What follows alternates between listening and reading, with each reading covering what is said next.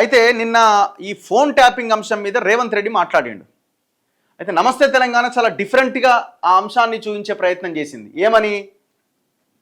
Tapping తప్పు కాదు రేవంత్ రెడ్డి, చట్టబద్ధమే, అన్ని ప్రభుత్వాలు చేసేదే. రైట్? సో మరి మీరు ఒప్పుకోండి, అవును మేము ట్యాపింగ్ చేసినాం బై, ఇది చట్టబద్ధమే. ఆయన అన్న ఉద్దేశం ఏంది?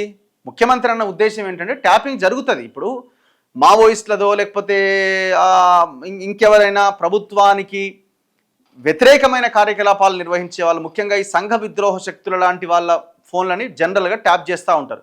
సరే, మనం ఐడియాలజికల్గా మావోయిస్టులను దాంట్లో కలపలేం, కానీ ప్రభుత్వానికి వాళ్ళు వ్యతిరేకమే కదా, ప్రభుత్వానికి రాజ్యానికి వాళ్ళు బద్ధ శత్రువులు కాబట్టి వాళ్ళు వాళ్ళ ఫోన్ కూడా ట్యాప్ చేస్తారు. సంఘ విద్రోహ శక్తుల ఫోన్లు ట్యాప్ చేస్తారు. ఎవరన్నా ఈ దేశం మీదనో రాష్ట్రం మీదనో ఈ తప్పుడు వ్యవహారాలు చేసే వాళ్ళ ఫోన్లు ట్యాప్ చేస్తారు. రైట్? కానీ భార్యాభర్తల ఫోన్లు, ఇంటోళ్ళ ఫోన్లు, పొలిటికల్ లీడర్ల ఫోన్లు, వాళ్ళ ఫోన్లు, వీళ్ళ ఫోన్లు, హోమ్ సెక్రటరీకి ఆర్ రివ్యూ కమిటీకి ఒక నెంబర్ ఇచ్చి తర్వాత ఇంకొక నెంబర్ని ట్యాప్ చేసుడు, ఈ కథ ఉంటుందా? ఈ కథ ఉండదు కదా, ఇది చట్టబద్ధం కాదు కదా. ఆయన చెప్పింది ఏంటంటే ట్యాపింగ్ జరుగుతుంది, చాలా గవర్నమెంట్స్లో ట్యాపింగ్ జరుగుతుంది, చట్టబద్ధమే. కానీ ఎవరి మీద జరుగుతుంది ట్యాపింగ్? ఎవరి మీద చేస్తారు? ఆ లైన్ని తీసుకొని రేవంత్ రెడ్డి మొత్తం ట్యాపింగ్ తప్పు కాదని చెప్పిండని. మరి మీరు చెప్పండి, ట్యాపింగ్ తప్పు కాదు, అవును మేము చేసినాం, 4000 ఫోన్లు చేసినామని చెప్పండి. సిగ్గులేదు, ఏమన్నా రాసుకుంటారా భయ్ మీరు? అసలు కొంచెం అన్న కామన్ సెన్స్ ఉండాలి కదా.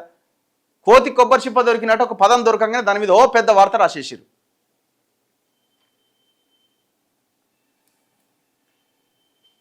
ప్రైవేటు ట్యాపింగ్ అట. నగరంలో 2 చోట్ల ఇజ్రాయెల్ ఇంటర్సెప్టర్స్ పోలీసు ప్రధాన కార్యాలయంలో సర్వర్, ముఖ్య నేత ప్రధాన అనుచరుడి పర్యవేక్షణ. దొంగ చెవుల దందా, రేవంత్ రెడ్డి సర్కార్ నిర్వాకం ఇది. కీలక నేతలు ప్రజాప్రతినిధులపై నిఘా, పోలీసులకు అప్పగిస్తే ఇబ్బందులని జాగ్రత్త, మంత్రులు ఇతరులకు చెప్తారని భయం. ఏంది ఇది? ఐఫోన్ నుంచి మెసేజ్ వచ్చిందట. ఇగో, Apple believes you are being targeted by state sponsored attackers who are trying to remotely compromise the iPhone associated with your Apple ID. ఫోన్లపై నిఘా పెడుతున్నట్లు ఒక ఐఫోన్ యూజర్కి వచ్చిన అలర్ట్ మెసేజ్ అట. ఇట్లాంటి మెసేజ్లు మాకు బీఆర్ఎస్ అధికారంలో ఉన్నప్పుడు బొచ్చడు వచ్చినాయి. నెలకోటి 2 నెలల కోటి వచ్చేది. మరి ఆనాడు ఇప్పుడు ఆర్ఎస్ ప్రవీణ్ కుమార్ లాంటి వాళ్ళు కూడా కంప్లైంట్ చేసిరు, మాకొచ్చింది. అదే అంటున్నాను నేను. ఇప్పుడు నేను ట్యాప్ చేసినాను ఒప్పుకో. రేవంత్ రెడ్డి ఇప్పుడు ఆ ఇజ్రాయెల్ నుంచి ఆ సర్వర్లు ఇవన్నీ తెచ్చింది ఈ దొంగలే, బీఆర్ఎస్ వాళ్ళ గతంలో తెలుసు కదా. ఆయన ఎమ్మెల్సీ నవీన్ రావు డబ్బులు తెచ్చిండు అన్నది పెద్ద చర్చ కదా. వీళ్ళు తెచ్చిన వ్యవహారాన్ని ఇప్పుడు వీళ్ళ మీదకి వృద్ధి రాస్తా ఉన్నారు వార్తలు. వీళ్ళేం చేయట్లేదా, వీళ్ళంతా సత్యంగా ఉంటున్నారని అయితే నేను సర్టిఫికేట్ ఇవ్వదలుచుకోలే. కానీ మీరు చేసింది ఏంది? భార్యాభర్తల ఫోన్లు, హీరోల ఫోన్లు, వాళ్ళ ఫోన్లు, వీళ్ళ ఫోన్లు, ఎవరినన్నా వదిలిపెట్టిరా మీరు?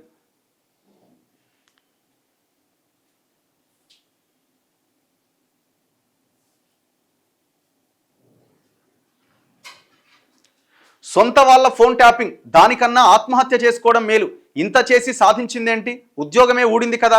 మీడియాతో చిట్చాట్లో రేవంత్ రెడ్డి. రేపు కేబినెట్ భేటీ, బీసీల 42% రిజర్వేషన్ల ఆర్డినెన్స్, స్థానిక ఎన్నికలపైన చర్చించే అవకాశం. వీళ్ళు రాసి చూడండి ట్యాపింగ్ మీద. స్వేచ్ఛ వాళ్ళు